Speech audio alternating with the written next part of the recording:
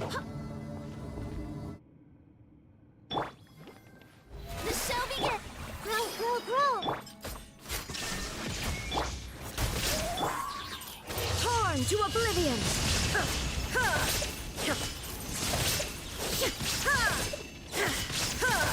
Shine down! This made her deliver.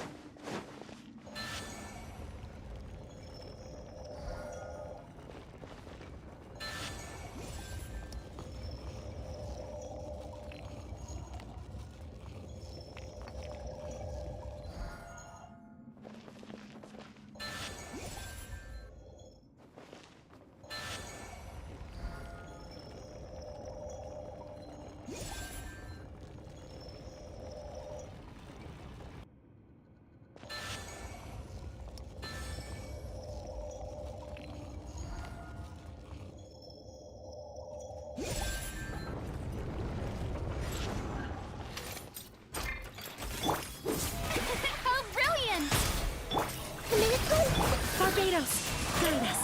Ha! Now you shall perish. Ha! Ha!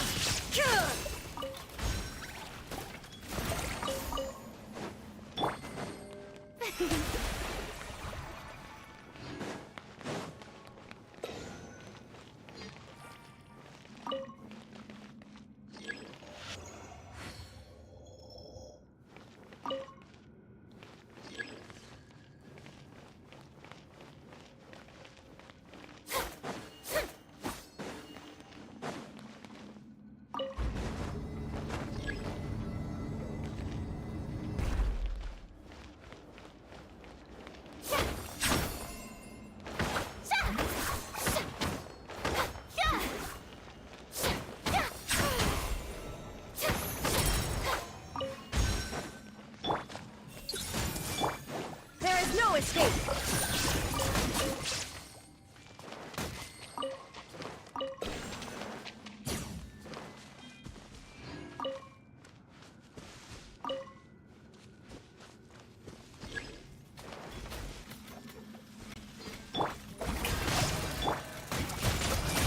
Illusion shattered! Inazuma shines eternal! Ha! Ha!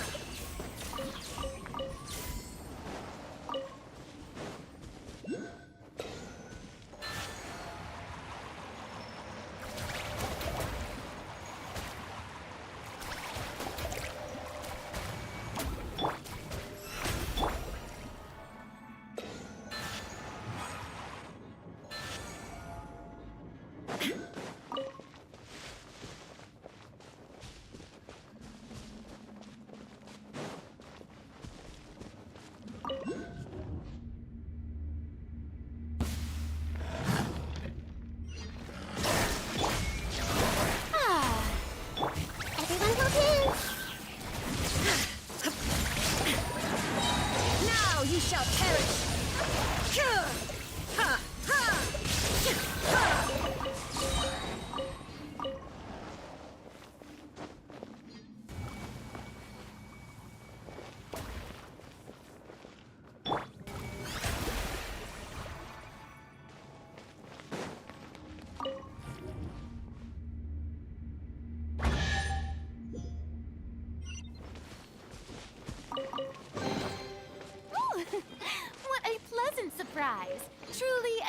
your slice of joy.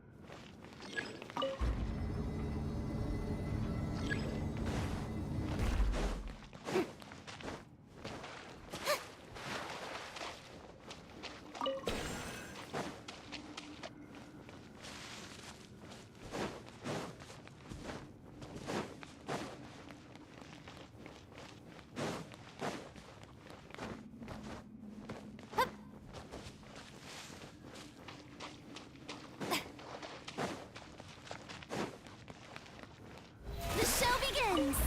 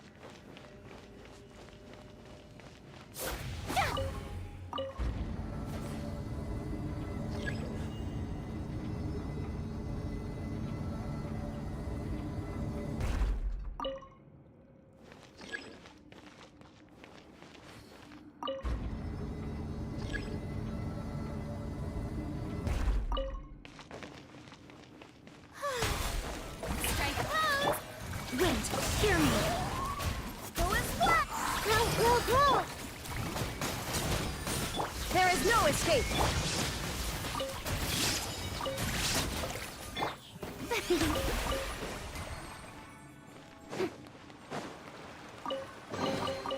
Ooh, what a pleasant surprise. Truly an extra slice of joy.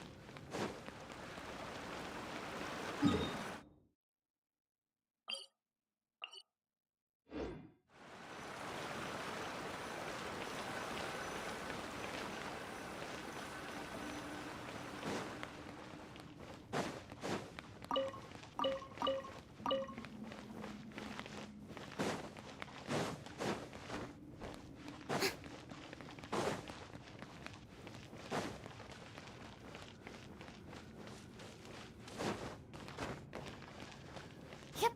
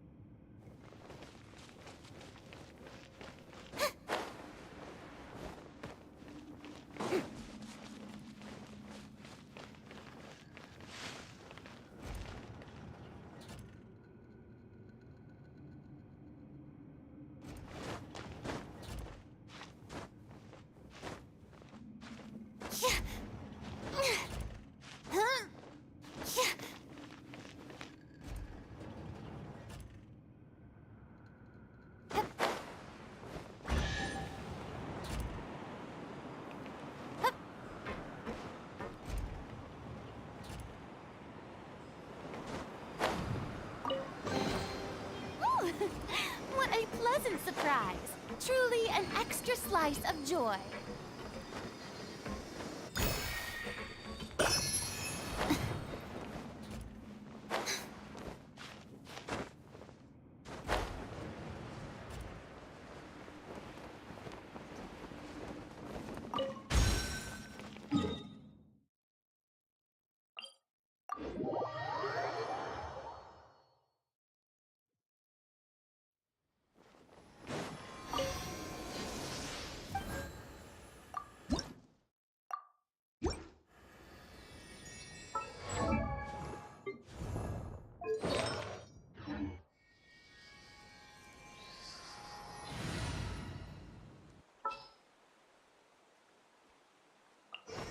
Just what will we come?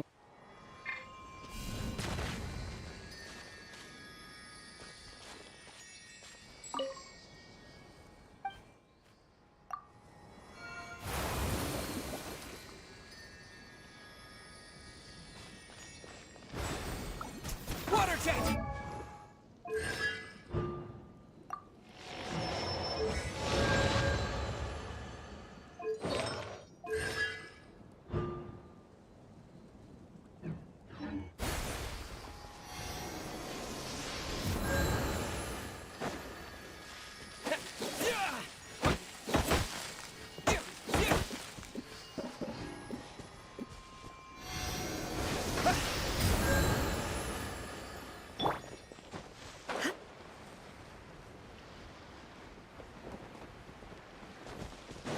Shine down!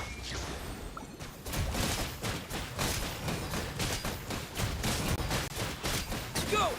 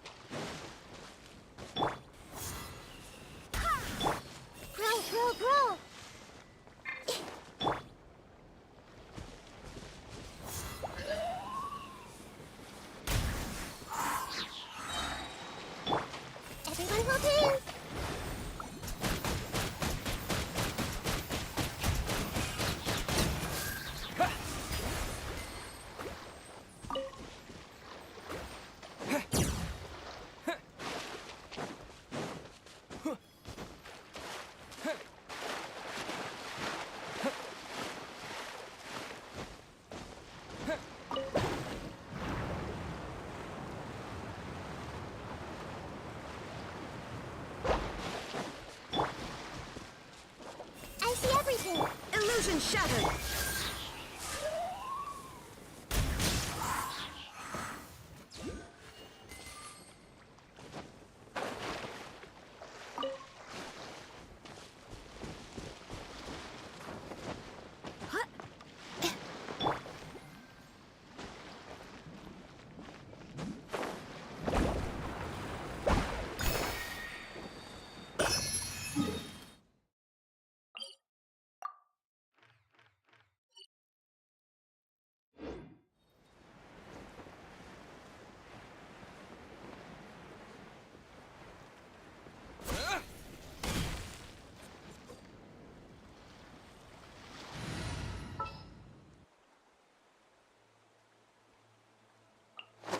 I have high hopes.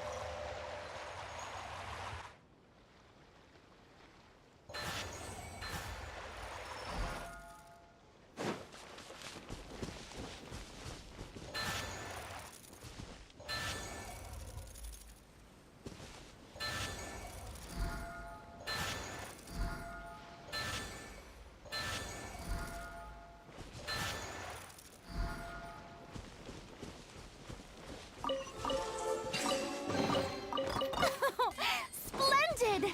More interesting trinkets for me.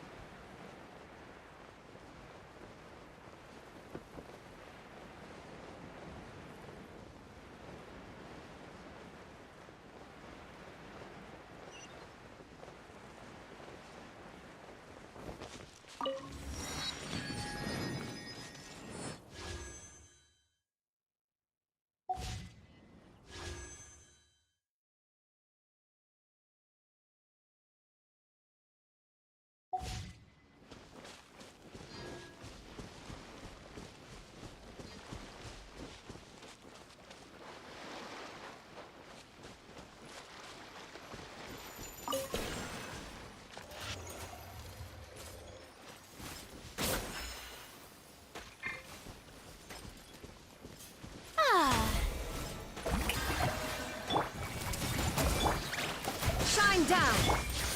Go as one!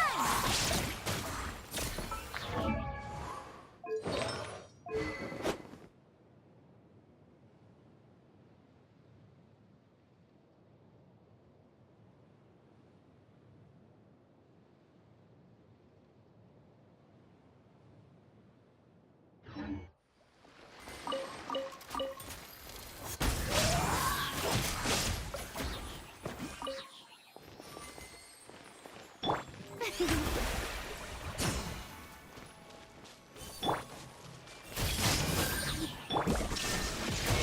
to oblivion!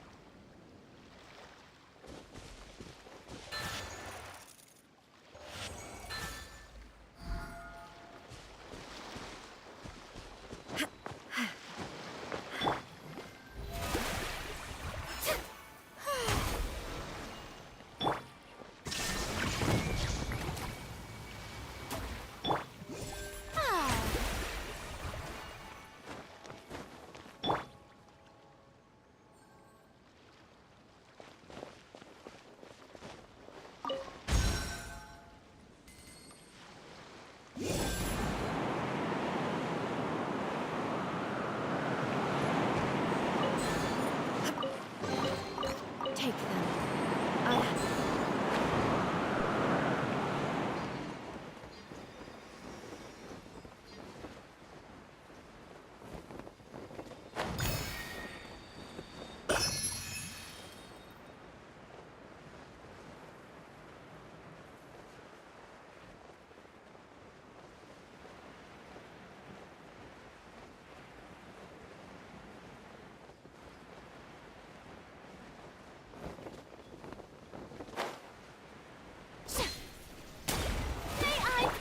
Everyone hold hands. Barbados, guide us. There is no escape.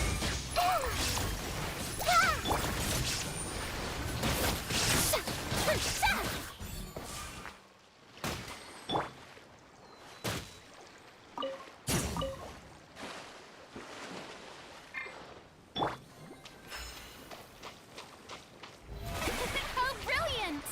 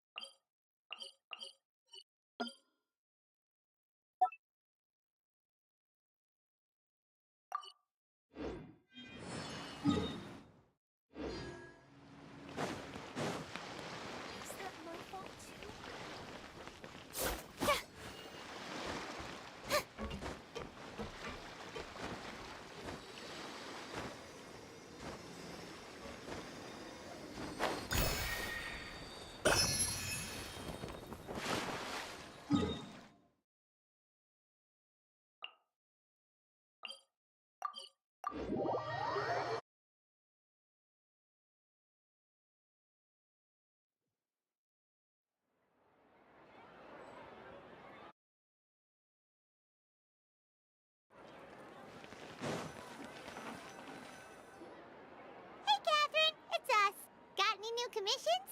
Specifically one with a huge more attack, perhaps? You know we're worth it. For quality work and speedy results, choose Paimon and the Traveler! It's always a pleasure to see our two most avid adventurers again. Looking for the next challenge, I see. Actually, we do in fact have a rather urgent commission that is still open. Having read the details, however, I don't believe you'd consider it to be lucrative. Don't worry about that. We were just kidding. So what's the situation? To put it simply, the requester is looking for a temporary replacement actress for their musical. The original cast member ran into some issues, and is currently unable to perform the role. But the troupe has also been experiencing some financial difficulties, so unfortunately they cannot afford to pay the replacement actress. That does sound like a tricky situation. So basically they're looking for a volunteer? That's right. Our adventurers reached out to many actresses, but none of them were willing to take the job. There are only a few days left until the performance. If they can't find someone in time, they'll probably have to postpone the show. And delays tend to create all sorts of new problems. Got it. Oh, this one's a doozy. What do you think, Traveler? Any ideas?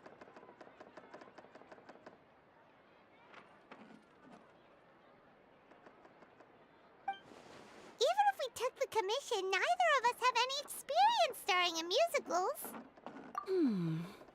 If you're interested in helping, why not start by having a chat with the requester? He's right over there. Maybe you can't fill the role yourselves, but you might be able to help him figure out another solution. Maybe there's something he hasn't thought of. Oh, it's that guy, huh? No wonder, he looks like he just ate a sour lemon. Paimon approves, let's go! Hello there, are you the guy looking for a new actress? Wait, I know you two! Are you really willing to act in my musical? Wow, sounds like we're pretty famous in Fontaine already. But to answer your question, neither of us have any experience in musicals. But we heard that you're in a bit of a bind, so we figured we could at least try to help you think of a solution. Ah, I see. It's okay. I knew that asking for a volunteer was a long shot. If we can't find someone to step in, we'll have no choice but to cancel the show. It would be such a shame. That's the thing. We're not some high-profile theater troupe, just a group of amateur enthusiasts. All our sets and props are very crude. We're grateful enough just to get an audience, never mind ticket fees. If we had a way to make this profitable, things might have turned out differently. But now, it looks inevitable that we'll disband. Disband? You're splitting up the troupe? Oh, I guess the lady at the Adventurers Guild didn't tell you? Yeah, this is supposed to be our final show together as a troupe. One last show. And after that, we go our separate ways. So we were really hoping to end on a high note. Nobody wants things to just fizzle out. Not after all the time and effort we've invested into it. Yeah, the leading lady, in fact. She's been dealing with a chronic illness ever since childhood, and unfortunately, it flared up again recently. It really drains all her energy, so she's in no state to perform. The show just won't be the same without her. But for everyone else's sake, I still hope we can find a way to hold the performance on schedule. Got it. We have a clearer picture now. Let's see if we can come up with any ideas. What if we sponsored the show? Traveler, how much more are you carrying? Please, there's no need to go that far. I wouldn't feel right asking such a huge favor, and I can't promise that we'd ever be able to pay you back. Good point. If the actress just goes through the motions for the Mora, that's not exactly rescuing the show. We should find someone who will put on the best performance possible. Oh, wait! What about... you know who? That's how you know we're the best of partners. Anyway, she should have all the free time in the world right now. She's really good at performing, and she was once super popular with the crowd. Performing in a musical should be a piece of cake for her. Who are you thinking of? Sounds like someone famous. Her! You're... That was a joke, right? Nope. Paimon doesn't actually actually know if she's performed on stage before, but Paimon's pretty confident that she'd be really good at it. You're not wrong there. She has actually performed in a number of big-name shows before. They were one of the reasons she was so popular. But even if she's no longer the Hydro Archon, it's not like she's suddenly a commoner. She's still an idol to many people in Fontaine, including myself. I just think Lady Farina might feel a bit out of place in an amateur troupe like ours. Well, yes, but... Fair enough. I mean, if she was actually willing to, then of course I'd be honored to have Lady Farina star in our show. I'm sure the rest of the troupe would be delighted too. I'm sure everyone in our troupe has probably dreamt of performing on stage with her one day. Of course, it all depends on whether she's interested. She might consider this opportunity beneath her. No point in stressing about that. We'll only know if we ask her. And besides, things are different now. There's no reason for her to be all high and mighty anymore. Thank you for your help. I guess I'll just stay here and wait for the good news. Wait, where does Farina actually live nowadays? She used to live in luxury at the Palais Mermonia, but she's, moved out, right? As it happens, I have her current address here. I can provide it to you. Woo! When did you get here? I came over when things were starting to sound more promising. I thought I should be at the ready in case my assistance is needed. It is my duty to support commissioners in any way I can. Thank you, ma'am. Thank you so much. Well, now that we've got the address, we'll go find Farina. Back in a jiffy.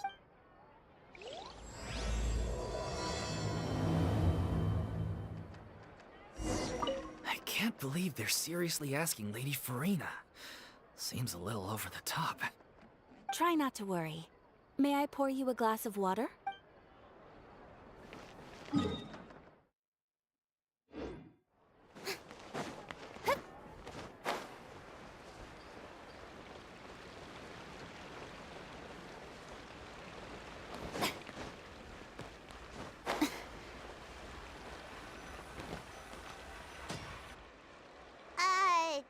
Did Catherine really give us the right address? She lives here?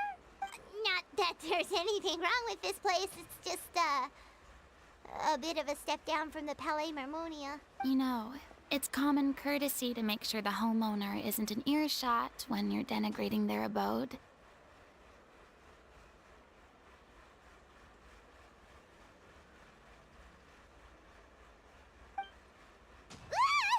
Okay, when did Poppy Got a Thin Air become all the rage? First Catherine and now you? I was just out on a shopping trip. I ran out of macaroni, so I went to grab a few more bags. I used to have a much wider range of choices when it came to food. But now I'm finding that simple, traditional home cooking can be quite delicious too. Not at all. As long as you have different kinds of sauces in, you can have macaroni and tomato sauce one week, macaroni and bolognese the next. Oh, sounds like you're really struggling to cope. How rude! Questioning my cooking skills. The audacity! It's not like I have a very eventful life these days. Actually, I barely leave the house. So I don't see how it's unusual that my meals are a little simpler now too. Besides, I'm sure I could master dishes like la lettre faucilor or blubber profiteroles in no time, if I felt so inclined. Ah, there it is. You don't know how to cook. Not yet, maybe, but... Anyway, what are you even doing here? I do hope you didn't come here just to ogle at my fall from grace. Let me first be clear that I'm not taking guests at this time. So if you're just here to clown around, then please be on your way. Shoo! Sorry! We're sorry! Please don't be mad! Yeah, exactly! What the Traveler said! Paimon wasn't trying to make fun of you. Hang on a sec, you weren't exactly holding back either. My help? Well, maybe you're forgetting that I'm no longer the mighty Hydro Archon. I don't even have a vision, you know. Don't worry, it's nothing that serious. It's just very specific, and you're the one with the power to help! Oh? Well, if that's the case, then fine. I'll spare you the lecture about your attitude just now. So tell me, What specifically makes this matter so specific? Ah, I see. I knew you couldn't have come all this way just to amuse yourselves at my expense. After all, I was once the brightest star in all of Fontaine, well-versed in all the various performing arts. But given the present circumstances, I'm afraid I must regretfully decline your casting request. How come? It sounds like this would be a breeze for you. True, but I have made a decision to retire from the stage. Although I am no longer required to play the role of the Hydro Archon, the time I spent inhabiting that character has left an indelible mark on me. Centuries of pretending to be a different person changes you completely. I'm not the same person I once was. Of course, that can't be undone now. It's too late, and I have no intention of reinventing myself all over again. But at least I can say that I no longer desire to play any new roles. Paimon can understand, but this is just a one-off part to fill in for someone who's sick. Surely that's okay. Whether it's a one-off or not, it's a boundary that I've committed to no longer cross. If I make an exception to the rule now, I'm just leaving a back door for myself, which would be the same as not having a boundary in the first place. So I'm not going to perform, and that is that. Okay, guess there's no convincing you. Well, is there anything else we can do to help out the troupe? Otherwise, they'll just have to disband without any fanfare. Do you know any other actors who might be interested in the role? Nope. Short and to the point, okay. I've never been great at maintaining relationships. Besides, anyone I've ever worked with probably couldn't wait to get rid of me. Since I'm just an ordinary person now, they'll probably just laugh in my face if I go asking them. True, but I mean, could you even blame them? I show up out of the blue, begging and groveling for their help with a show they won't even get paid for? Ooh, no way. I'm dying from embarrassment just thinking about it. Nope, not happening. Well, is there anything else we can do? This performance really means a lot to the guy we're working for. Have I not made myself clear? You're barking up the wrong tree.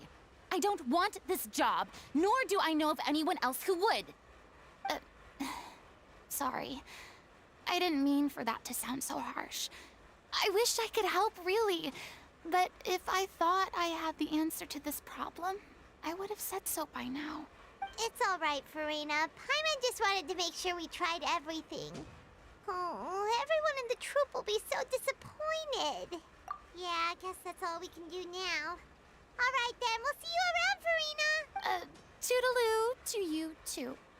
I'm going home to take a rest now.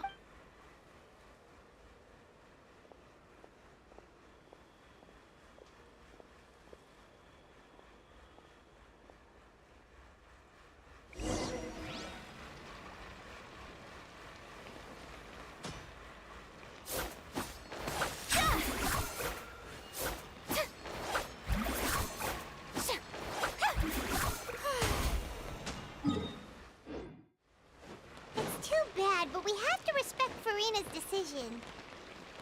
Maybe the thought of performing brings up too many painful memories now.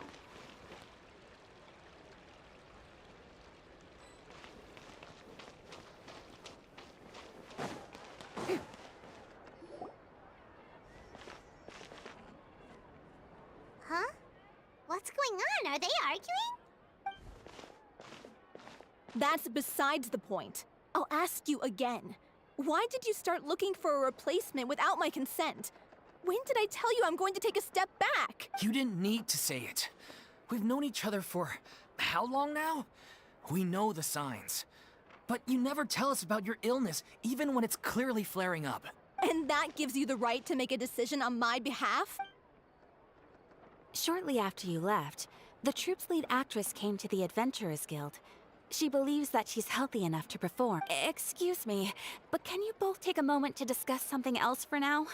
The adventurer assigned to your commission has returned. Sorry. I was just dealing with a little misunderstanding. So, how did your conversation with Farina go? Sadly, it's a no from her. We tried to persuade her, but she wasn't having it. She doesn't want to play the role for personal reasons. I see. Well, circumstances have changed a little, so maybe that's not such bad news after all. You see, our leading lady has just informed me that she's well enough to make it to the show after all. Staging the musical with the full original cast was always the dream, of course. Oh, right! Sounds like everything worked itself out then.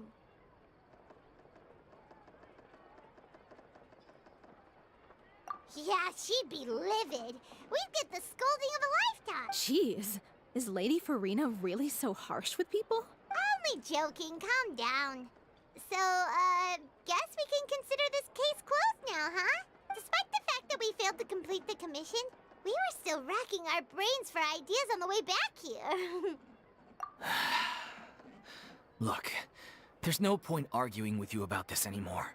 You've made yourself very clear, so I'll stop looking for a replacement. This is the last chance we have, though. If your illness flares up again, there won't be time to find anyone to replace you. So, are you absolutely sure you'll be able to handle it? The whole team is putting everything they have into this final performance. We have to make sure it goes ahead. Yes, I'm completely confident. I've been taking a new medication from the doctor, and it's working brilliantly.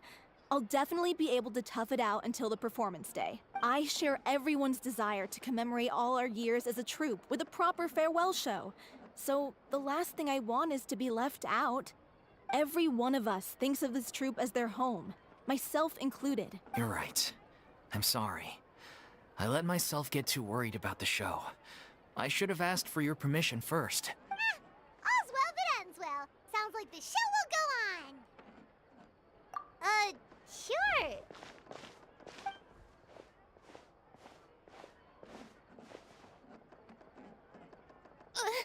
Hey, how did you... I was just passing by because I realized I forgot a couple of items on my shopping list. All right, I'm coming. No need to drag me.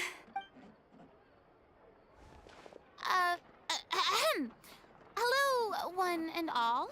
I couldn't help but overhear your conversation just now. Farina? Didn't you say you were gonna take a rest at home? What are you doing here? I was just ever so slightly concerned about the situation you mentioned. Yes, a teensy bit concerned, that's all. When you came to talk with me earlier, I jumped right to explaining my position and said some strongly worded things. And all before I even had a full grasp of the situation. Anyway, I just feel a bit bad about how it went down. I'm sorry, Paimon. Oh, it's totally fine. Paimon didn't take any of that personally. You really have a knack for asking the most uncomfortable questions, don't you? I felt very sheepish, having had a change of heart after flatly refusing you. And then, to make matters worse, you caught me. But in any case, it sounds like the issue has already been resolved. Yeah. When they said they were gonna ask for your help, I almost had a heart attack. I mean, how could we be worthy of having Lady Farina star in our show? There's no need to think like that. And no need to keep addressing me as lady. Just Farina is fine. I was wondering, if this troupe is so important to all of you, why does it have to disband? If the difficulties are purely financial, then there must be a solution. You could put the shows on pause while you look for a sponsor, for instance. Everyone seems so devoted to the troupe. I'm sure if you keep chipping away, you'll find a way through. We all want to believe that, but some things are just beyond our control. Everything's been going downhill ever since we lost our director. She was the heart and soul of our troupe. She kept us going. Her name was O'Reilly, and she was the founder as well as the artistic director of our troupe.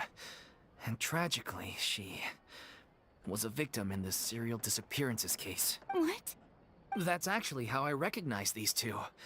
It was all thanks to their efforts that the true culprit was brought to justice. But still, no sentence can bring our director back to us. She was a loyal fan of your performances, Miss Farina. They were what first inspired her to get into musical theater. She rallied many people around her who were destitute or had lost their sense of purpose in life, and convinced them to join her troupe. She wrote her own scripts, acted on stage, and mentored each and every one of us. People loved our performances back then. We seemed to be going from strength to strength. Things were really looking up for us. And then disaster struck. Yeah. After that, the entire troupe fell into disarray. None of us know anything about script writing, let alone how to handle the business side of things. It's agonizing. But ultimately, we'd rather end things now on our own terms than stick it out to the bitter end and watch all our dreams turn to dust. Oh. What a terrible waste. A gifted artist from humble beginnings who achieved so much and no doubt had much more to give. And then her life was so cruelly taken. I suppose it's fair to say then that this final show, besides being your farewell to the stage, is also your final gift for her? Yes, exactly. We all miss her terribly. Well, good thing I followed the Traveler here. After hearing this tragic tale, I can no longer stand by and do nothing. Farina? I know what you're thinking, but I by no means plan to cross the boundary I've set for myself. Besides, they're no longer looking for a replacement anyway. I can, however, provide some artistic guidance from the vantage point of a highly experienced audience member. But only if you feel this is something that would help, of course. Oh, most definitely. We'll take any guidance that you can give. We unfortunately don't have any budget for a consultant, though. Will that be a problem? I don't need any compensation. All I'd ask in return, if you're willing, is that you tell me some more about the life and work of your late director. Something I've begun to realize since my departure from the Opera Epiclese is that there's a lot you don't see when you observe everything from on high. The law only judges criminal behavior and does not weigh human emotion. The court's verdict can settle the question of criminal liability, but what about all the unresolved emotions of the parties involved? What happens to them? An interesting answer.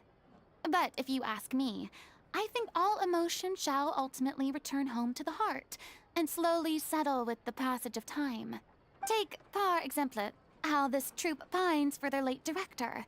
Things such as this I have never witnessed before, and so I should like to observe, perchance to understand. Still a fan of your old dramatic monologues then, huh? You just want to get back in on the action, don't you? No. This is a completely different situation. Pearls before swine. The name's not Swine, it's Paimon! Would you be willing to join me? Come on, take a break from adventuring to listen to a story. Thank you all so much. Our director was a huge fan of Miss Farina's performances, as of course we all are. All right, follow me. We'll go to our usual practice space. Please excuse the size. It's a little on the smaller side.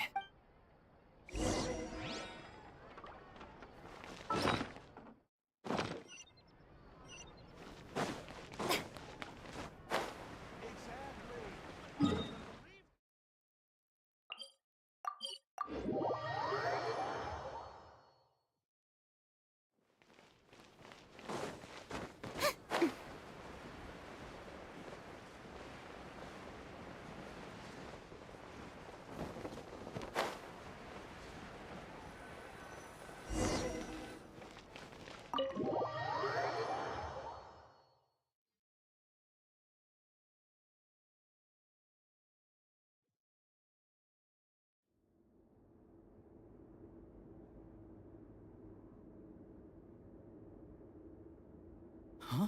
Lady Farina? What's Lady Farina doing here? Hello all.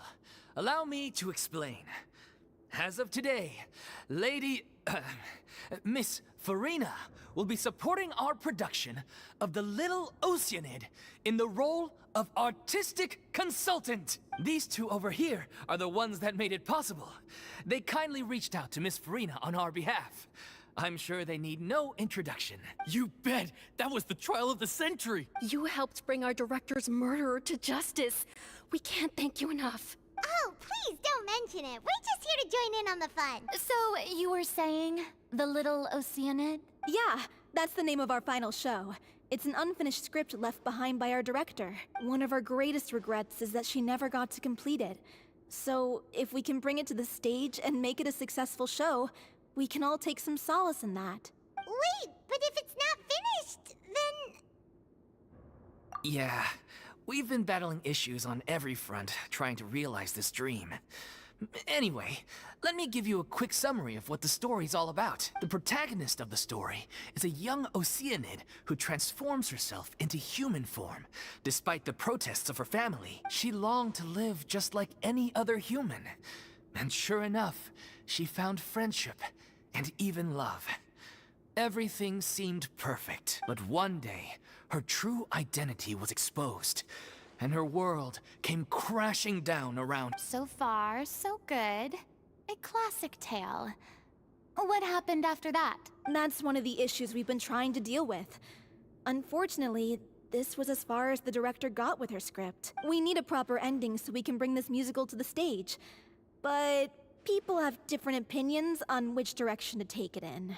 We still haven't decided between a happy ending or a true-to-life tragedy. By true to life, you mean the director's sudden disappearance? Yeah, like they say, truth is stranger than fiction. But then there's the question of whether we really want to use the stage to pass our raw pain onto the audience. Exactly. A lot of the time, people come to watch a show just hoping for some light entertainment. We have to consider their emotional stake in this, not just our own. And one last thing. We're still waiting on confirmation from two of our main actors. The first is Paulo, who plays the protagonist's lover. He's locked himself away to focus on writing an ending for the script. But the deadline's passed, and we still haven't heard from him. The other is Villemont, who plays the main antagonist. He took the director's death pretty hard. Hasn't set foot in the city since. He did write to us, promising that he'll be there for the final performance, but we haven't seen or heard from him since. So we're not really sure what to make of that. Huh. Although, now that we have Miss Farina helping us, maybe we should take the opportunity to get everyone back together. What opportunity? What do you mean? Maybe you're unaware, but your name has always been like a rallying cry for us. Our director was constantly singing your praises. All of us look up to you as a role model. Oh, stop. You're making me all flustered. Although, not in a bad way. I suspect the reason they're dragging their feet is that they have their doubts about whether the show will really go ahead, considering all the issues you've been facing. But one by one, all the obstacles are being removed. Now is the time to rally the troops. Makes sense. Okay, priority number 1, let's check in with Paulo and see where he's at with the ending. He went back to Poisson a few days ago. Said that staying in a friend's home might help him to relax and escape the feeling of isolation. I thought the last thing his friend would want right now would be to take visitors, given that Poisson was flooded not too long ago. But I guess it's the opposite. A friend in need and all that. Yeah, maybe he could use some company. Poisson? Nothing. I suppose my presence will be indispensable if we are to restore his faith in the show. So, allons-y. To Poisson!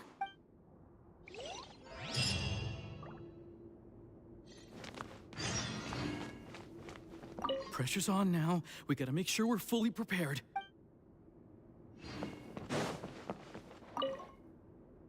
You're off to Poisson to find Paulo, right? Have a safe trip. We'll take care of the troop while you're gone.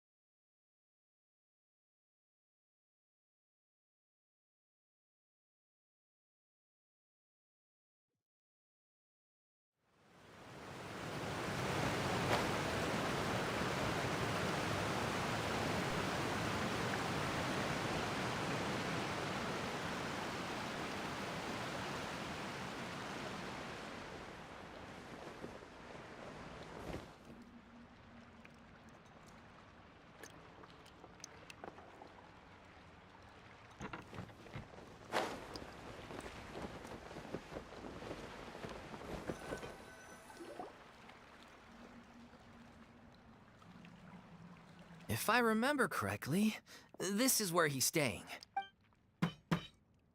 Who is it? It's me. Is the script ready? You came all the way here for that? All right. Forget that for now. Just come on out. We've got some great news. Nice try. Look, just give me some time, okay? I'm just wrapping up this last part of the script. I'll be out once I'm done. Okay then. Looking forward to your masterpiece. So, as expected, he's missed the deadline.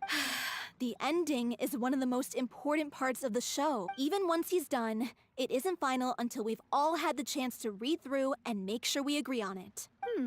Someone told me they'd just seen you in Poisson. I assumed it was a case of mistaken identity, but sure enough, here you are. And Farina, too.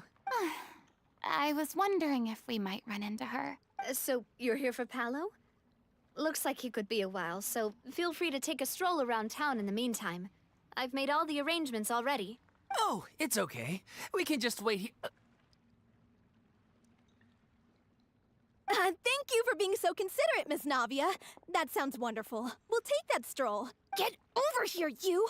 How oblivious are you?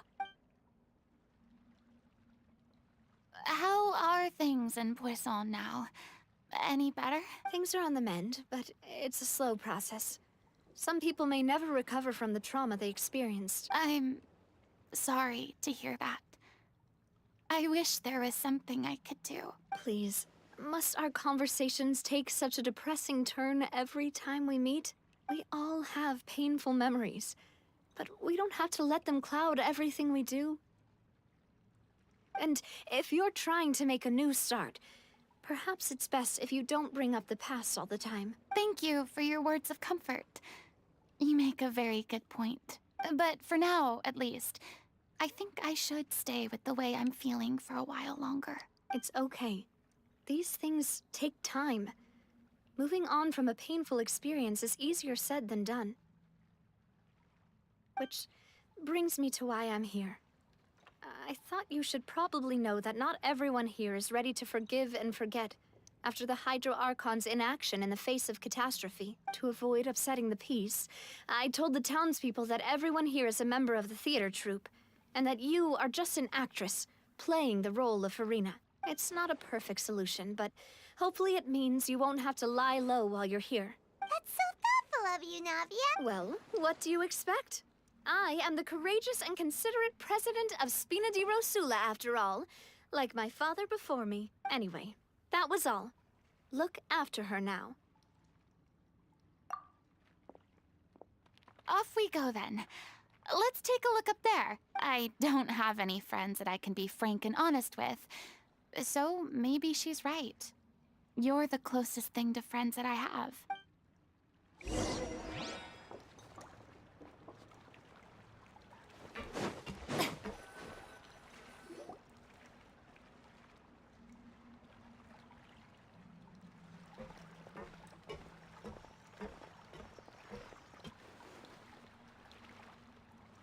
I'm so grateful that Miss Navia was so understanding.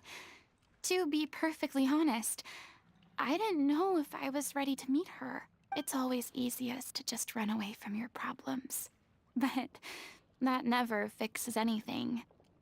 You can't get around the obstacles without facing them. So that's why you were nervous when they brought up Poisson. Yeah. I'd be lying if I said I wasn't scared of coming back here. Still, I felt it was something I had to do. As I was saying before, I want to see for myself the things that I never could in the past. I'd be overjoyed if the people here could find it in their hearts to forgive me. But they're more likely to unleash a tirade of vitriol against me.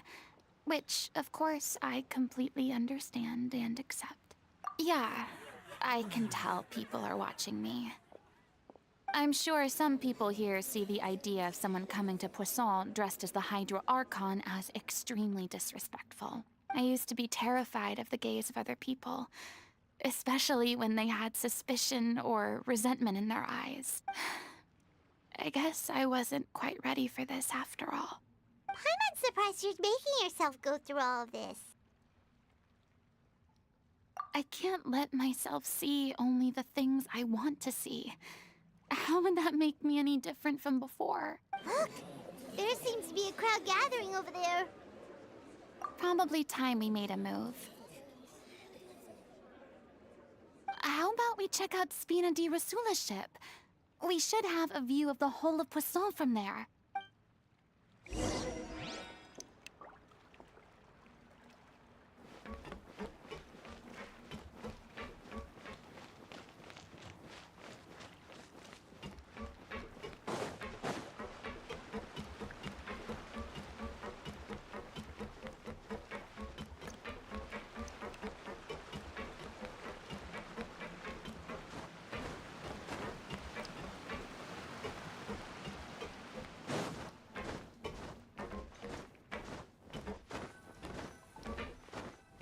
Yep.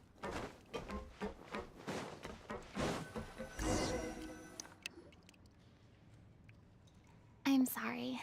You probably just wanted a relaxing stroll. And here I am dumping all this heavy stuff on you. We don't mind. It's actually refreshing to see a different side of you. Great. Well, I appreciate your company, so please don't disappear just yet. I don't know whether you can tell, but the years of suffering and loneliness aren't the only reason I have a hard time facing up to who I used to be. As I stand here by the ship, I can't get the images of the rising water out of my mind. One after another, people were taken by the water. All those treasured lives and memories washed out of existence in an instant. They thought their god would protect them. They had absolute faith that when disaster struck, a divine power would save them from harm. And all the while, I played my part to perfection to convince them that was true.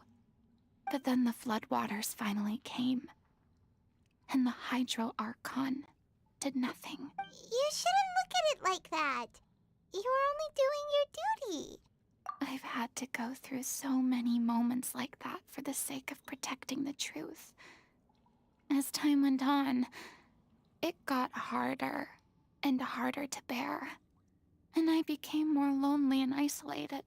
Eventually, I realized I had nothing left except the truth. I became terrified of completely failing in my task, and was haunted by the thought of being left all alone, weeping on my throne. Fortunately, we were able to avoid the worst-case scenario thanks to the help of heroic individuals such as yourselves. Everyone rose to their responsibilities, and I finally regained my freedom. But on some level, freedom also means no longer being needed. I have no further use to people. Paimon would have never imagined you'd see it that way. A reward? I guess so. Back then, I didn't even dare to dream about having someone to confide in. I was scared of someone recognizing me for who I truly was, and exposing the secret I swore to protect. Believe in the Farina you see on stage. She is the one you can trust. I had to keep all my feelings, all my curiosity about life to myself. No one could be allowed to know. That's what I really meant when I said I'm no good at maintaining relationships. So that's where you were coming from. Paimon totally thought you were just a bit of a diva at heart. Could you please get off my case? I don't know what's gotten into you today. I'm making an effort here. You could at least try to do the same. I do. I once had nothing but the truth, and now I'm finally free to live my own life again. And even though I have no idea where I'm going right now, at least the choice is in my hands. All right, it's about time to head back. Paulo should have finished the ending by now. Sure. Okay, let's head back and check it out.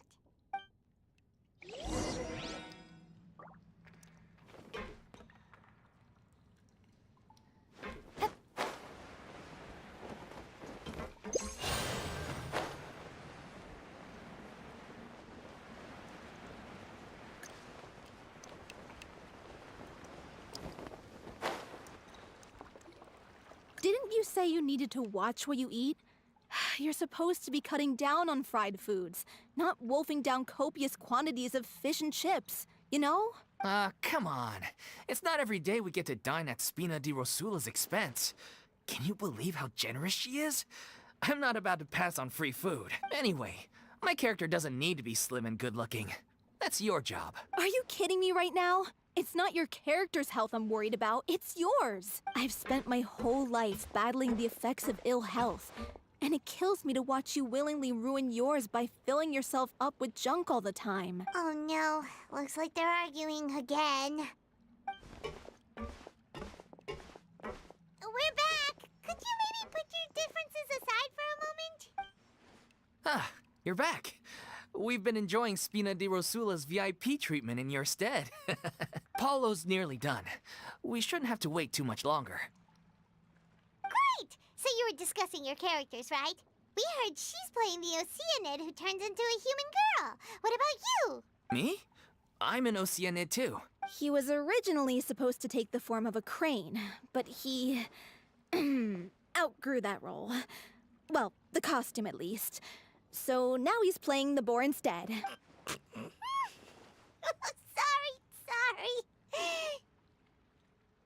The boar's not a bad character, actually. He's the one who raises the little Oceanid, yes? That's right. He has some pretty memorable lines too.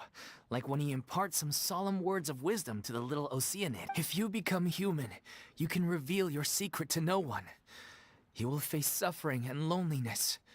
Is this truly what you want? Wait, that sounds kind of familiar. It's the most important line in the whole script. I think it's a symbolic statement about our director's life and legacy. She kept quiet about all the trials and tribulations she faced in running our troupe, allowing us to devote ourselves fully to performing. It was only after she was gone that we realized how tough her job really was. You mentioned earlier that the troupe is like your home. Yeah. I was born with an incurable illness, and once my family found out it couldn't be treated, they decided they didn't want me anymore. I spent some years taking whatever work I could find and trying to manage my illness with various medicines. But whenever I had a bad flare-up, I'd be lying in an alleyway for days at a time. It was like that until the director found me one day. She told me I had a great voice and asked if I was interested in studying singing from her. I said yes. She took me under her wing, taught me to both sing and act, helped me find Mora for my meds, took care of me when my condition decided to flare up. I know it was all a huge burden on her. She sounds like a really incredible person. She really was. She gave everything she had to her troupe and the people in it. All of us were so proud to call her our director. I was a lost child too when she found me. As the child of a murderer, my parents weren't around when I was little, so I got sent to an orphanage. The other kids were always picking fights with me. They'd say things like, "Come on, you must be pretty tough if you're the son of a murderer." It was just to taunt me, though. I was an easy target, and they knew it. One day, I got beaten up so bad that I just couldn't take it anymore, so I ran away. I lost all faith in humanity by that point. Thought the whole world was out to get me. Let me guess. Fortunately, the next person you ran into was the director. Yeah. For the first time in my life, I was somewhere I felt safe. And I promised myself I'd stay here until the day the group parted ways. The day you hoped would never come. How times change. Oh, you're finally done? Get your butt over here. There's someone I need to introduce you to. This is our new artistic consultant, Miss Farina. Farina? The Farina? Oh my god, how did you manage to wrangle that? Please, the honor is all mine. I was profoundly moved to hear about your troupe and your wonderful director. I just wanted to do something to help. Same here. Even so, this is just... Oh, wow. I'm sorry. I'll try to calm down. Now, where was I? Ah, yes, the script, of course. let me give you a rundown of how the story unfolds in my version of the script. I'm sure you're already familiar with the beginning of the story. A little Oceanid decides she wants to become a human, against the wishes of her family. She finds love and friendship in the bustling city. But then, disaster strikes. The people start to notice that all the fresh water in the surrounding area is slowly disappearing. The soil is becoming arid, plants and flowers are withering, and the people begin to panic. The little Oceanid, Cleo, and her lover decide to do something about it, and investigate the truth of the matter to get... In the end, they discover that all the waste and pollution created by humans over the years has caused the fresh water to flee the land, as if driven by a consciousness of its own. Consciousness? You mean the water is sentient? Water as a conscious entity. There's actually quite a few stories that explore this theme. Since the little Oceanid is a water spirit, she immediately understands how the water is feeling. She then tells her lover about her true identity, as well as the truth behind the crisis. Her lover accepts her for who she is, and works with her to find a way to bring the water back. However, unbeknownst to them, there were some people eavesdropping when she revealed her secret. The little Oceanid is accused of being directly responsible for driving the water away, and faces the greatest dilemma of her life. And then? In the end, she makes the brave decision to sacrifice herself to save her lover, and the rest of humanity. Huh? But didn't they all treat Cleo like a villain? Why would she want to save them after that? Well, she mainly wanted to save her lover, plus everyone who'd stood up for her. Through her love for her human partner, she was able to find an even greater love, one that extended to all of humanity. Surely the biggest strength of Cleo's character. There's actually something else that bothers me. You know the protagonist is supposed to represent the director, right? And she never had the chance to become a hero in our world. If we're serious about dedicating this show to her memory, we should make the ending as true to life as possible. What about if the little Oceanid is hounded to death by people who hate her, her lover makes sure her secret never gets out, and humanity continues down the path to extinction? That sounds like too cruel of an ending to me. And perhaps a little irresponsible to present to the audience. That ending would be a perfect mirror to Director Aureli's death. Both arbitrary and meaningless. On the day when she went missing, Director Aureli had instructed us all, somewhat out of the blue, to leave the court of Fontaine and wait for her outside the city. We waited and waited at the rendezvous point, but she never came. By the time we returned to the city, she disappeared without a trace. We looked for her. The Gardamex looked for her, but she was nowhere to be found. Increasingly, all the signs seemed to point to her being the latest victim in the serial disappearances case. The director was the kindest soul in the world. Yet she was senselessly sacrificed for the sake of a so-called experiment by someone who had nothing to do with her at all. But doesn't the way she suddenly told you to leave the city suggest that maybe she had some sense of what was about to happen? It almost seems as if she was moving you to safety. I've been trying to follow up on that ever since, but all my efforts so far have turned up nothing. Villemont might know something, but he won't open up to me. Villemont? The one who's playing the role of the villain? Yeah. He's been overwhelmed by grief. I think the director's death hit him hardest of all. Grief? Guilt, more like. Also, I have a hard time imagining that anyone took it harder than me. Because, well, speaking of the play being true to life, I was deeply, madly in love with Aureli. What? You kept that one quiet. It's time to be upfront with you all. No more keeping secrets from each other. We'll never be able to agree on the ending if we can't be honest about how we feel. I did tell her how I felt once, but she turned me down pretty much straight away. She said that we were all like brothers and sisters to her, and she never considered us as potential romantic partners. Not that it came as a shock or anything. It was what I was expecting to hear. So I told her I'd always be there for the troupe, and I'd always be there for her. I said, maybe one day in the future, when everyone's settled into their own lives and on the up and up, and managing the troupe no longer required her constant attention, well, maybe then she could reconsider what she really wanted in her life. And now, that day will never come. Oh, Paulo. So if I'm the one writing this ending, then I'm gonna make sure it does right by O'Reilly. I won't let anyone get in the way of that. In that case, you have to straighten things out with Vilmont once and for all, face to face. We've all had our differences of opinion over the ending, but those two have never seen eye to eye on anything. One of them has to compromise if we're ever going to reach a final decision. Well, if that's where we're at, looks like it's time to go visit Vilmont. Are you ready to face the truth? Honestly, I'm slightly terrified.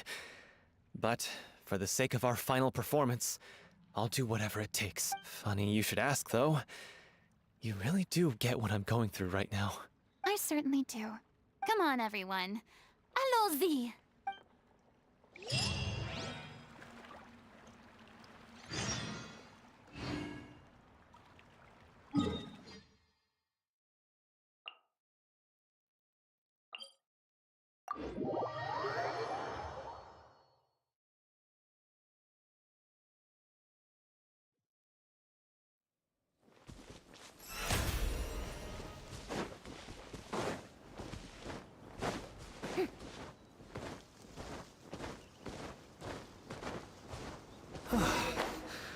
This is tough going.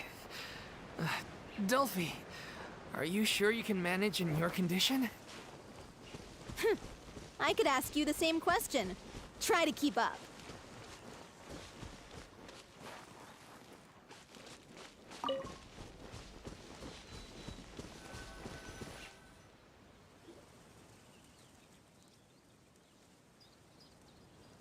Ugh, as if this journey wasn't tough enough already without a roadblock.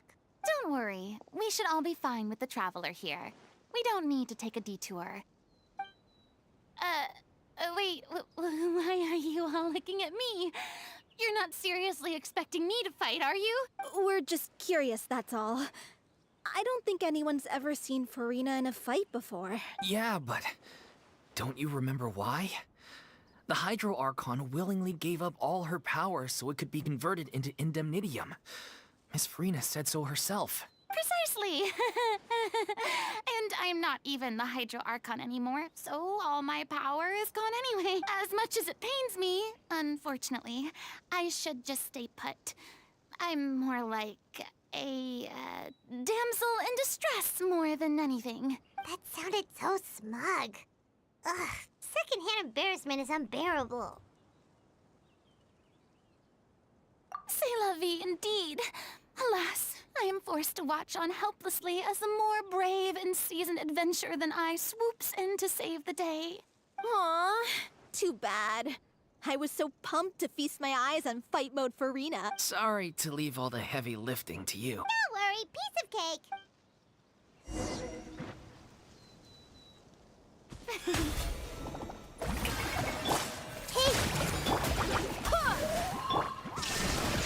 Now you shall perish!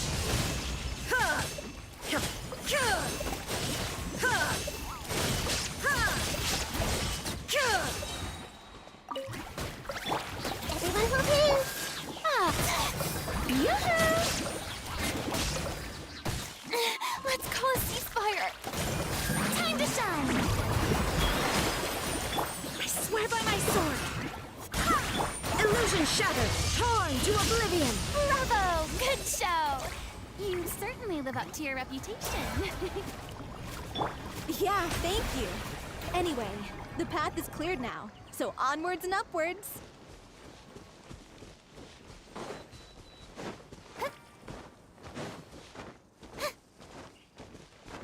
Yep. Up.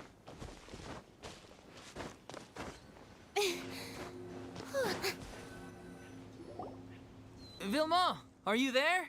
Huh? Oh, it's you guys. Wait, what's Lady Farina doing here? I can explain. We've been rounding up the whole troop. We now have everyone except you. So, you think knowing the truth about the director's disappearance will help you write an ending to the script that pleases everyone? I care just as much as everyone else about making the Little Oceanid a success. That's why I wanted to wait until after the show. If I open this can of worms now, I just don't want to make things difficult between us. We're supposed to be a unit when we're on stage. Viamont, avoiding the truth will not help anyone. Unless you mean to suggest that Aurelie's death had something to do with you. I don't want to talk about it. Listen, Viamont. I used to think that my love for Aurelie was a point of shame. I never brought it up to anyone. But now, I've made up my mind to put it all on the table. I'm prepared to face everything, to sacrifice everything, for the sake of the show. The Little Oceanid cannot be complete unless we do justice to Aurelie on an emotional level. This is why people think of you as not being the smart one. As you all know already, the troupe was kept afloat not from ticket sales, but donations from the audience. Of course, that was nowhere near enough. We took on side jobs when we weren't performing, but even then, the troupe's financial situation was pretty dire. So, anyway, one day after a show, a merchant came to me and offered us a huge sponsorship. In return, we just had to provide the audience with their drinks during performances. It seemed like a win-win, so I said yes to it on the spot without consulting the director. It was only when the merchant came to deliver the goods that I realized the drink in question was synth. Isn't that the drink peddled by the culprit behind the serial disappearances case? I freaked out when I saw the boxes. And I told the director everything right away. She was completely shocked as well. But she didn't reprimand me for making the decision without consulting her. Instead, she contacted the merchant and stated that the troupe could not agree to this collaboration. The merchant was furious, berated us for going back on our word, and threatened to sue us for damages.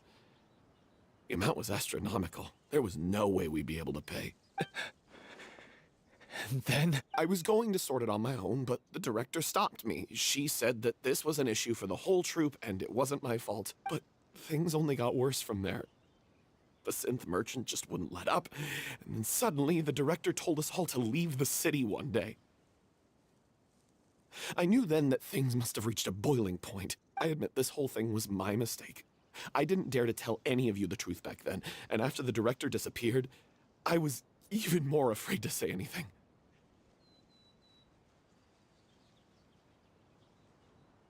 Yeah, I got Aurelie killed. There, I said it. Happy now? Hey, don't say that. You traitor! You knew Aurelie was in danger. Why in God's name didn't you tell us? What do you mean? You were afraid. This was a life and death situation. We could have saved her. How could you be so stupid? Please, try not to get too worked up. Yeah, listen to him. You need to stay calm. Stay calm? How can I stay calm? This guy got Aurelie murdered. She was the love of my life. And he has the gall to try and high-road us, claiming that he kept his mouth shut for the sake of the show. How about taking some responsibility for what he's done? All I can say is I'm sorry. Truly. I wanted to apologize to everyone in the troupe, but that won't bring back the director. What good is my apology now? I'm just a coward who made an awful, terrible mistake that I can never take back. Beat me up if you want.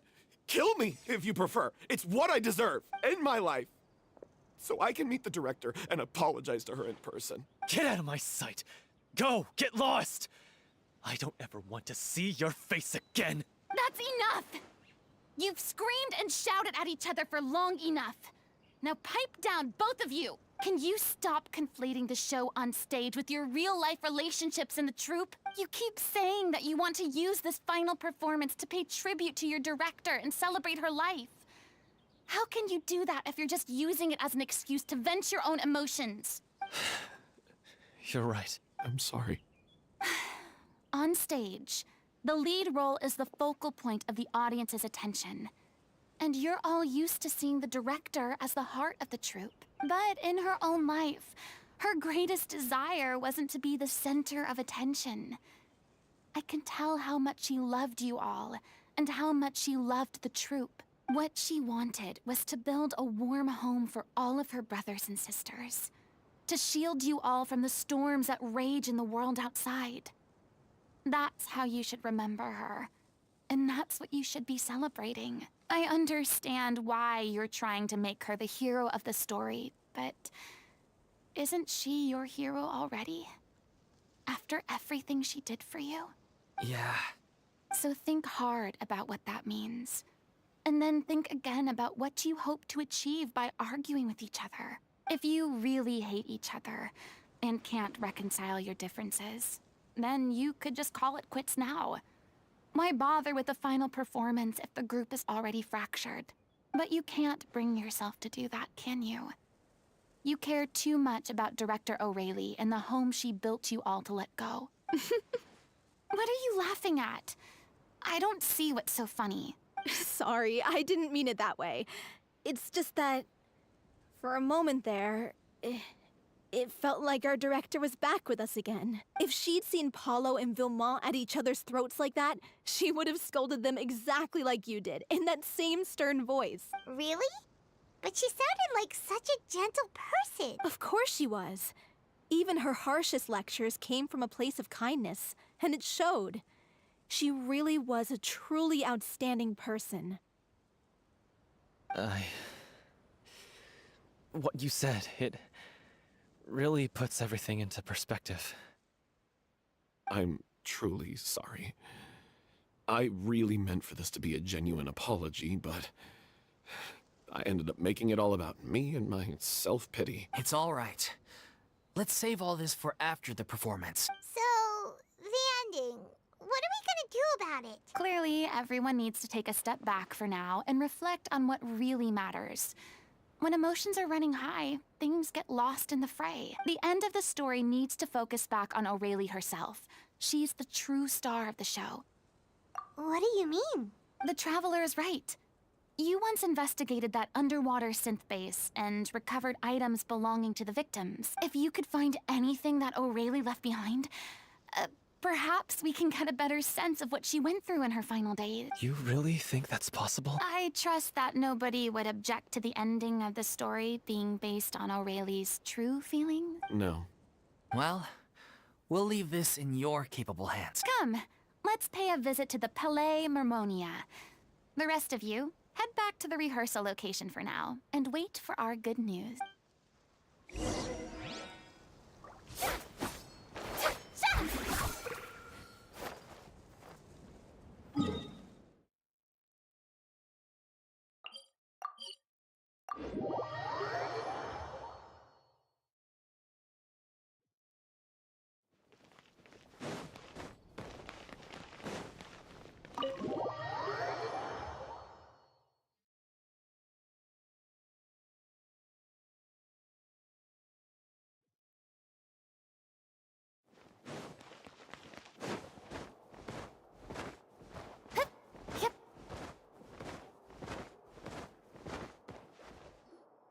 You want to review some recovered items connected to victims of the serial disappearances case? But, that case has been closed for quite a while now. Still, since you were the ones who discovered and submitted the evidence in the first place, you don't actually have to submit an application. Okay, please hold on. I'll have someone dig them out.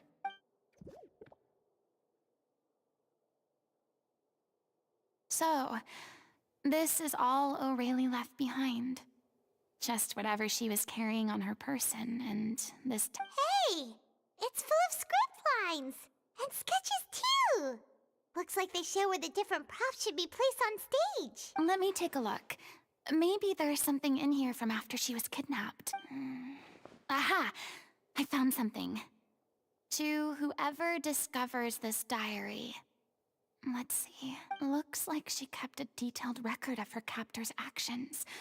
She even mentions the truth behind the experiments on dissolving young women. If we'd had the chance to examine this notebook carefully back then, it would have been a conclusive piece of evidence proving Vachey's guilt. Vachey took so many lives. It's still so unthinkable how many victims he had. I guess O'Reilly must have written all of this down in the hope that her records would one day be of use to investigators. Wait. Her handwriting here gets patchier and more illegible by the line. She probably didn't have much strength left. Her final words are... I'll let you read them for yourself.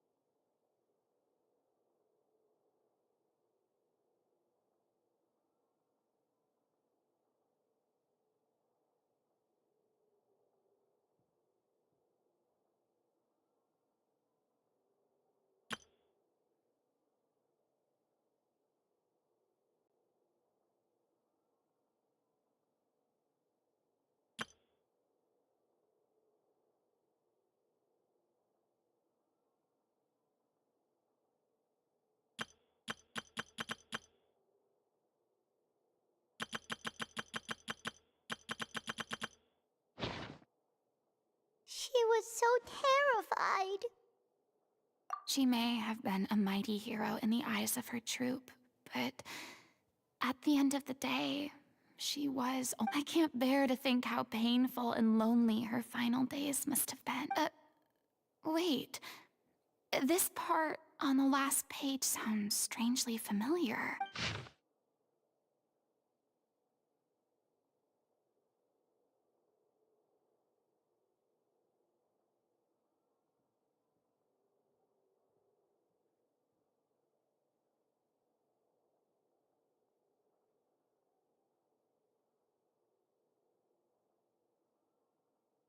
If you become human, you can reveal your secret to no one. You will face suffering and loneliness. Is this still what you want? Isn't that the most important line in the Little Oceanid? Because I am an older sister to them. Oh. So she didn't regret her decision. Even as she sat in silence, waiting for death to come. I'm sure this is what the troupe would have hoped to hear as well. She had their utmost trust, admiration, and love. And she truly deserved it. Let's go. It's time for them to learn Director O'Reilly's final thought.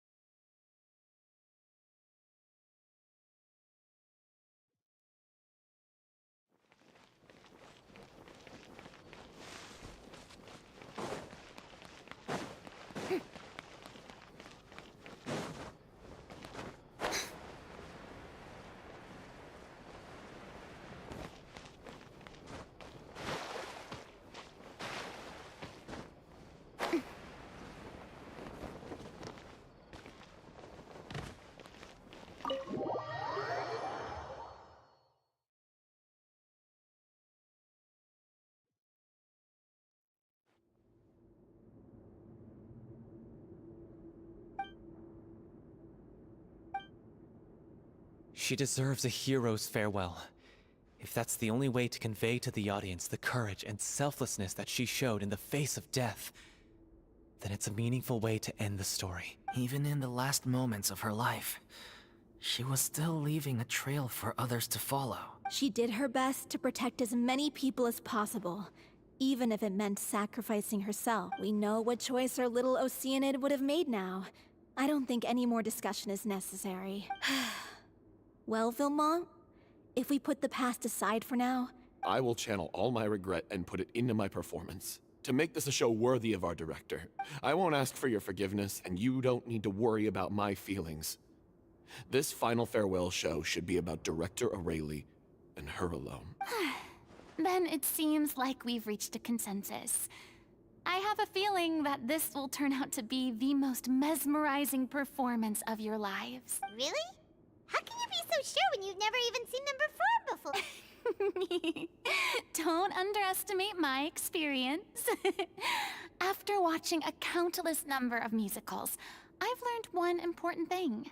If you want to move the audience with your music, you must fully commit and immerse yourself in your role, pouring all your emotion into your performance. And aren't human emotions love, hate, regret, and hope just the most mesmerizing things in this world? I don't believe anybody could be more committed to bringing this story to life on the stage than they are now. Thank you for the vote of confidence, Miss Farina. And thank you for supporting us through all this. Then, let's not delay things any longer. We need to discuss the details of the ending and get it nailed down once and for all. Actually, before that, I'd like to make a proposal. During the curtain call, please allow me to use the director's name instead of my own. Huh?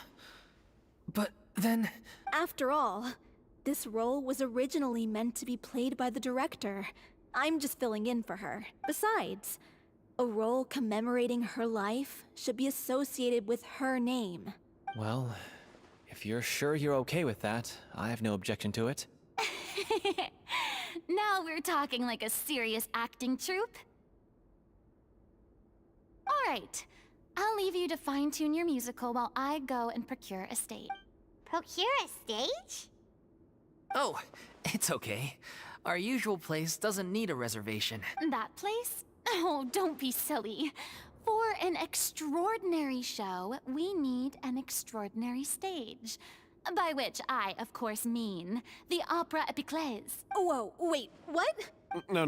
That's never going to work. It's far too fancy for the likes of us. What are you afraid of? Surely you don't think that Aurelie's story is unworthy of the grandest stage in Fontaine. No, though that's not what I meant. It is supposed to be your grand finale, right? I have no problem with it then. How about the rest of you?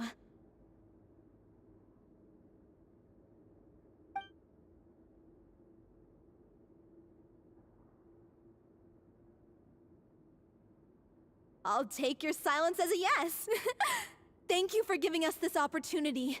It really is a dream come true. Well, then don't disappoint me.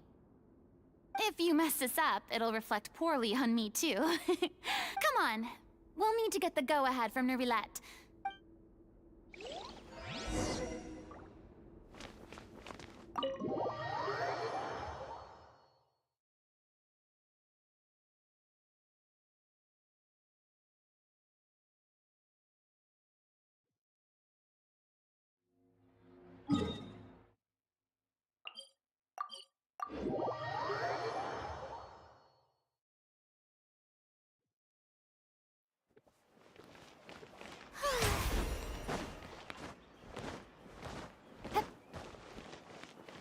Hey, look at that! Looks like I guessed right. You were just guessing?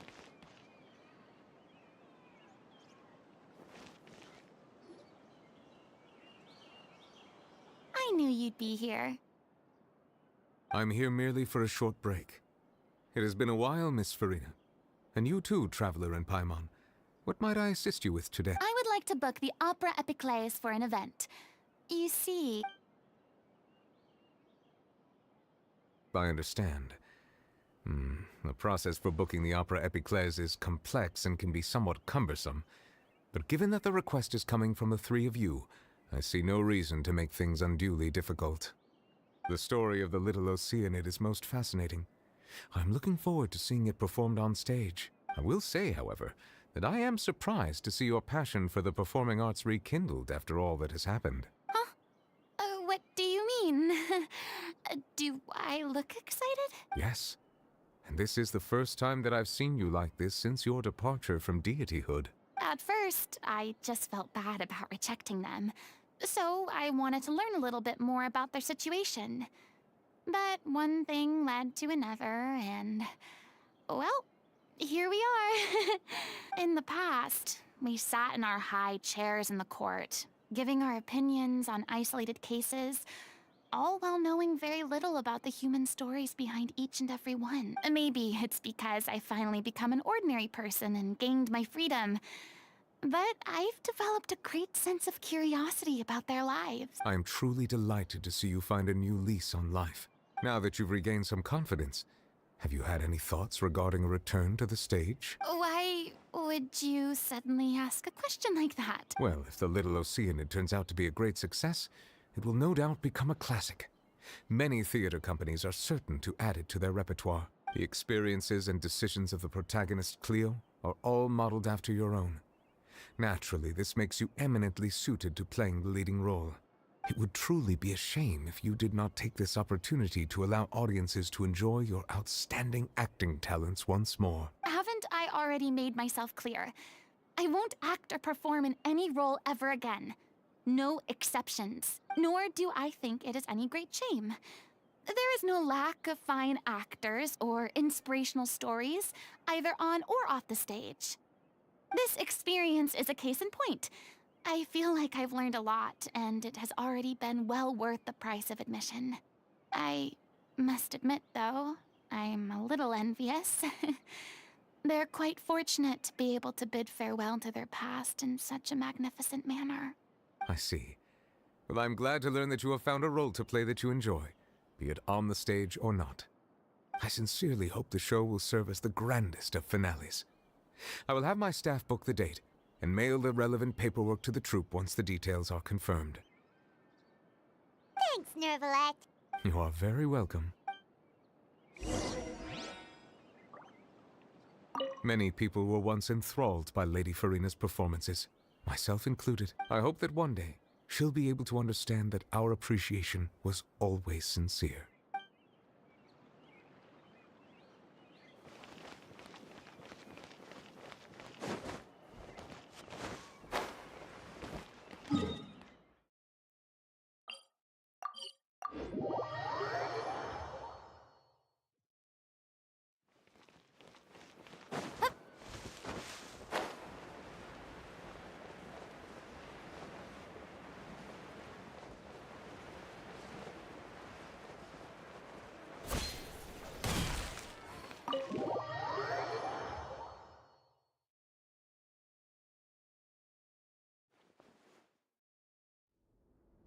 Good news, everyone. It's done. The Opera Epiclese is booked. Thanks to my eloquent and impassioned speech, Monsieur Nervalet was moved to provide us with a fitting stage for this special performance. We've had to fight every step of the way for this opportunity, but we now have all of the ingredients necessary to stage a truly spectacular performance. A touching story, a magnificent venue, and last but not least, a passionate and dedicated cast. Now, let's work together and make this show the best it can be. This is truly wonderful. The sooner we can finalize the ending, the more time we'll have to rehearse. Fiamma and I just went over some parts of the script and tweaked a few things. I think it's really going to resonate with the audience now. Wow, you two had a constructive conversation? That's great! Communication is vital to any good performance. Look at us. We've come so far. I never could have pictured this scene a few days ago. It's amazing. Even though Farina's still being a bit of a drama queen about it all, she's really fired everyone up. Please feel free to give us any comments or suggestions you have. We really value your input. Hey, Loic, get over here. Time to practice the opening number.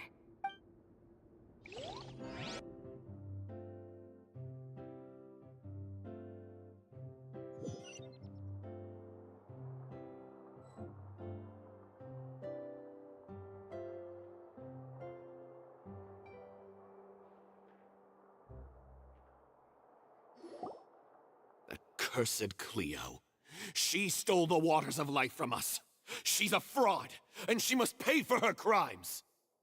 This has nothing to do with her.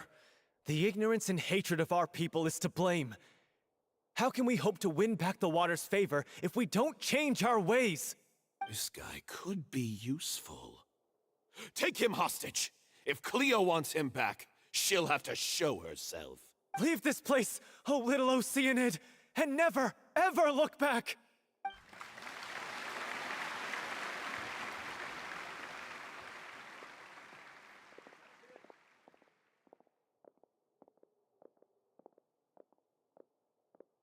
Everyone's really throwing themselves into their roles.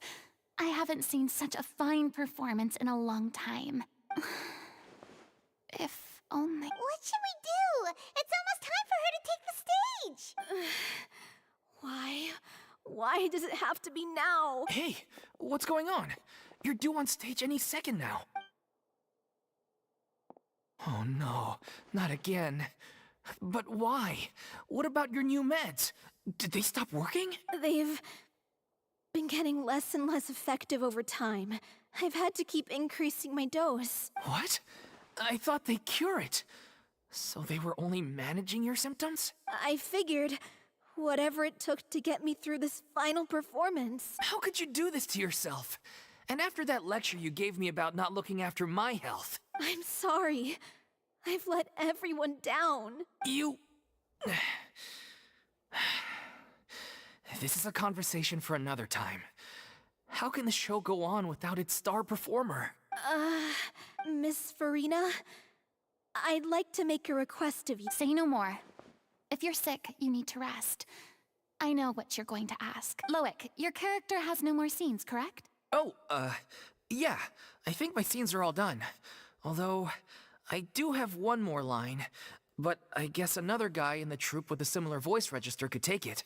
Why? Please take Delphi back to her place to rest. I'll sing the finale. From the sublime to the ridiculous. After all that, everything's come full circle. Thank you, Miss Farina. I'm so sorry to put you in this position after everything you said. Never mind. What's done is done. It's really my own fault for getting in too deep. No one likes regrets. Myself included. Leave it to me. I've watched you rehearse so many times that I've learned Cleo's part by heart. I do not doubt your acting skills, but please allow me to ask just one more question. After all, this show is dedicated to the life and legacy of our director. What, in your opinion, is the reason Cleo shines so brightly? It's her pure heart. Despite all the pain and loneliness she had to endure, she never once stopped believing in the beauty in this world. Well said. I leave Director O'Reilly in your hands.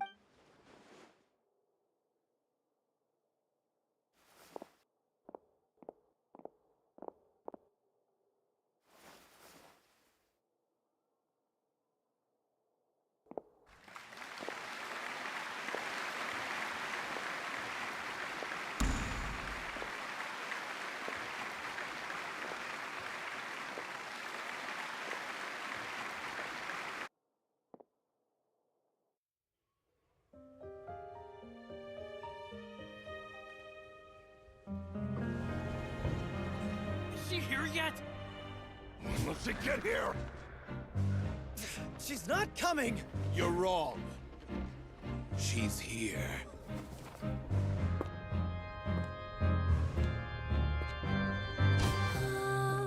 Si je pouvais vivre dans l'eau, le monde serait-il plus beau? Me pardonneras-tu, ô chère mère? L'eau dans son courant fait danser nos vies, et la cité elle nourrit, ainsi que toi, mon doux amour. But what about your wish? My wish.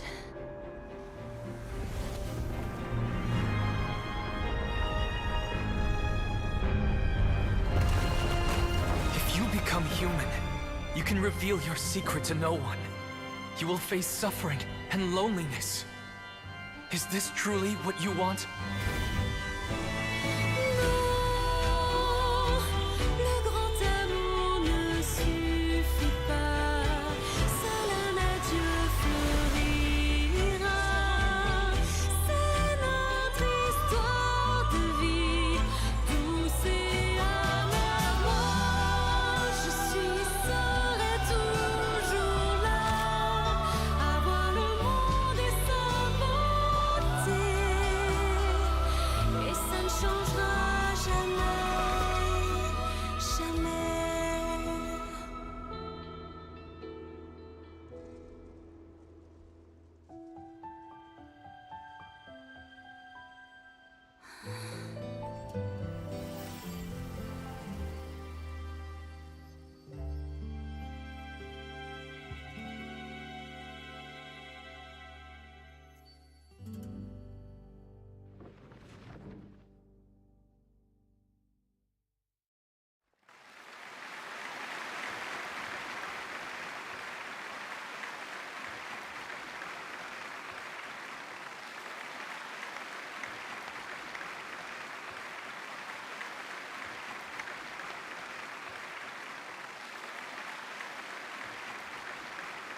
Is it just me? Or was that Lady Farina on the stage just now? She hasn't been seen for a while now, and she just appears out of nowhere? Gotta say, though, her acting skills are as superb as ever. The little Oceanid, Cleo, played by Aurélie Fumont.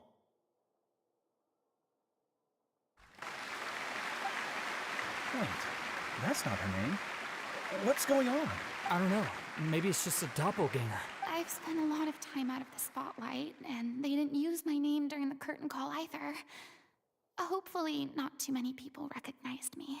It's too bad that I had to break the one clear rule I'd managed to make for myself, even if I had no choice. Still, I have to admit that, despite everything, it felt good to be back on the stage again. Finally, we would like to give a special thanks to our artistic consultant and event coordinator, Miss Farina. Hey, that's not what we agreed on. Oh, so it was Farina after all. She's back. Honestly, what is he doing? He should have run that by me first. All right, calm down, don't be mad. This was a group decision. We just didn't want your contributions to go unacknowledged. After all, it's been the rule in Fontaine since ancient times that everyone's work, visible or invisible, is equally deserving of recognition. Yes, I know the rule, but it should still be applied on a case-by-case basis. I wasn't ready for this yet. It's no big deal. What's the worst that could happen? Oh, yeah? Well, since you think it's so easy, you can sign them for me. This is a great chat and all, but can we talk about that crazy thing that happened during the show? It nearly gave Paimon a heart attack. Paimon flew over to where she was supposed to be and was about to drop the prop vision, and then suddenly, a real one popped out of thin air! Oh, that. I've got no idea what happened there either. But hey, it worked pretty well, didn't it? I'll bet the audience has never seen such a realistic prop. Wait, what about Dolphy? I wonder how she's doing. Oh, let's go check on her as soon as we finish clearing the stage. Yes. Plus, she'll definitely want to hear how the end of the show went. If nothing else, we can safely say that we accomplished what we set out to do.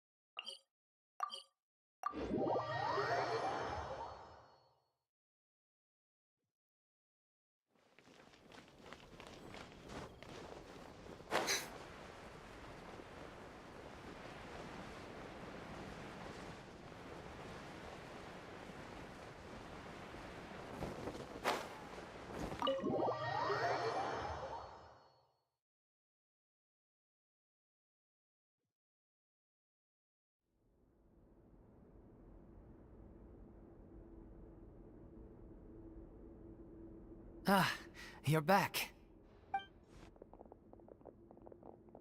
She's doing okay. Her condition stabilized after taking some of her original medication. From experience, though, I'd say she still needs a few more days of rest. How did the performance go? Was it a success?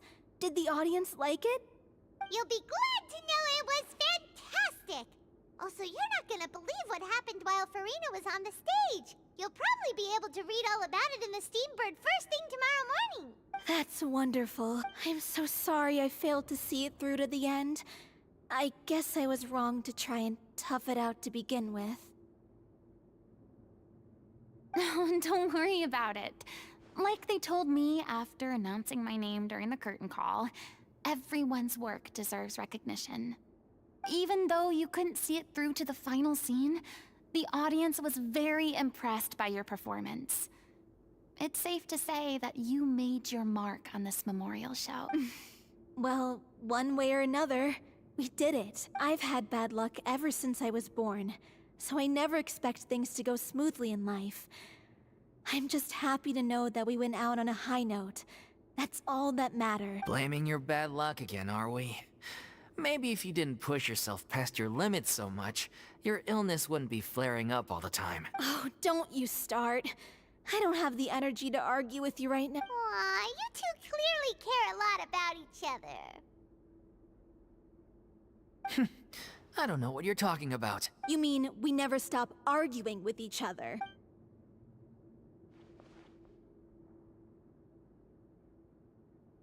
So, any plans for the next step? After the brilliant performance you put on, the reputation of your troupe is sure to spread through Fontaine like wildfire. You won't have to disband if you don't want to. You could capitalize on the rave reviews and license out the Little Oceanid to the bigger theater troupes out there. That would do wonders for your financial situation. No, we should still disband. Yeah, it's what we all agreed to. After all that's happened, I should give you guys some space. But maybe our paths will cross again one day.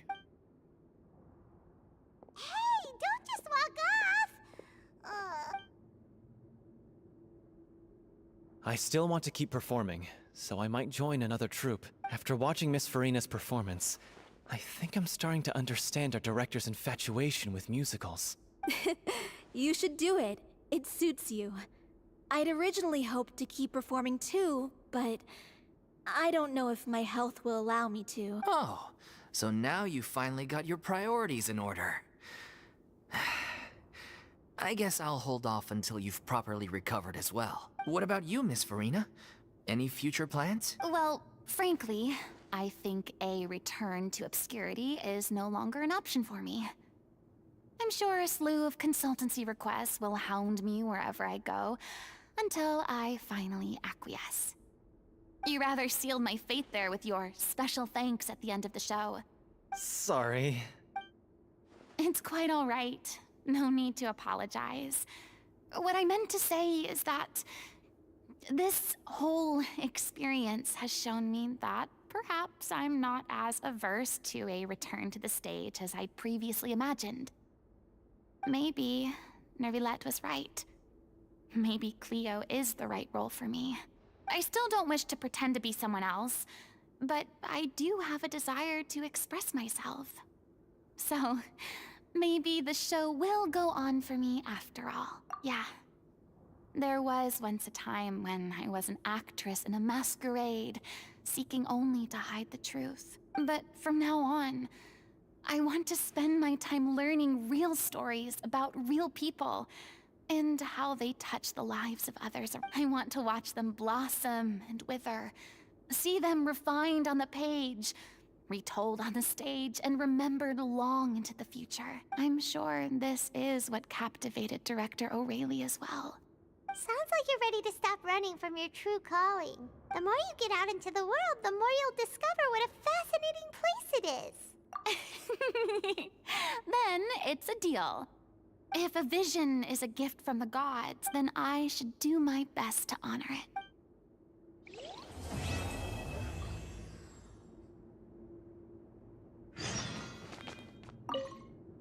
It's ironic to think that in my whole time as a god, I could only ever dream of receiving this kind of power. And now that the gods have given me their blessing, it actually feels more like I'm finally able to take my fate in my own hands. Is that how humans feel about it as well?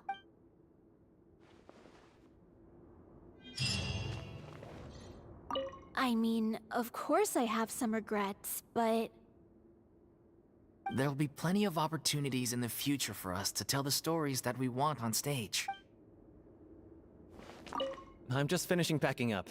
As soon as I'm done, I've got an interview with the Steambird to get to. Thanks to all your help, this show was more perfect than we ever could have hoped for. But most of all, I want to thank you for giving me the chance to finally say farewell to O'Reilly.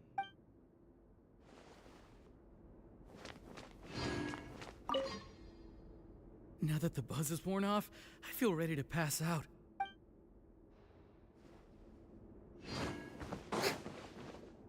Thank you so much. I feel like I've rekindled the passion I had when I first joined the troupe. It might turn out to be too little, too late for me. But still, this has been the experience of a lifetime.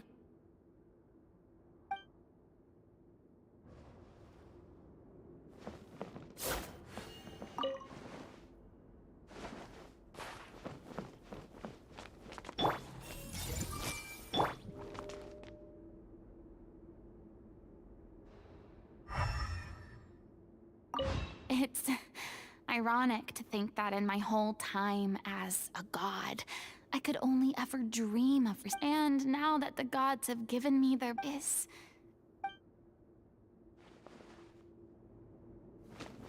shower me with praise!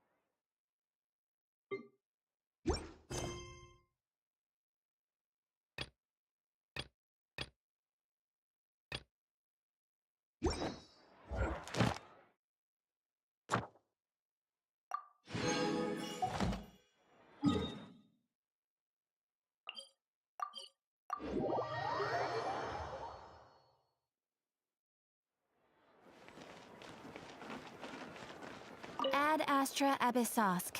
Welcome. Thank you for completing